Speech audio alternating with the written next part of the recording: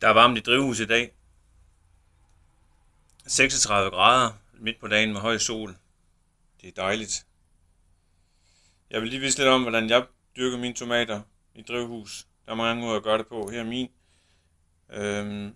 De står i et højbed, jeg har bygget. Og jeg har gravet noget komod ned i starten af året. Det har lagt i 3 måneder eller sådan noget nu, inden jeg satte planter i. Det er noget omsat. Og så binder jeg op med det her.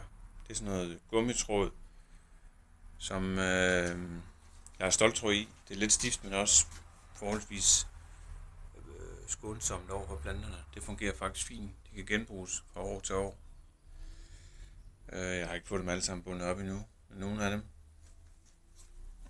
Så har jeg installeret et lille vandingssystem, en computer, der står og måler med et lille jordspyd, hvor fugtigheden i jorden en gang imellem.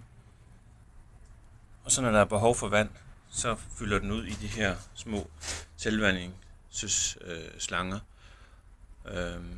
Folk, der har prøvet at arbejde med det her drypslangesystem, ved, at det kan være noget omstændigt, om dem til at ligge rigtigt. De er sådan lidt genstridige. Omkring vanding, der kender vi alle sammen de her vandingsuger, som vander en gang imellem, for eksempel 3 gange om dagen.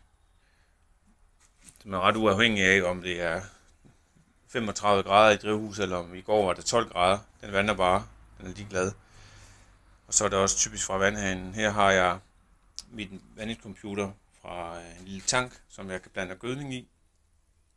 Og så tager den bare efter behov, og ikke efter tiden på dagen.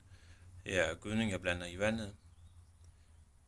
Noget drivhusgødning, man køber. Det fungerer faktisk fint for mig her. Jeg høster tomater om 3 uger til en måned, håber jeg.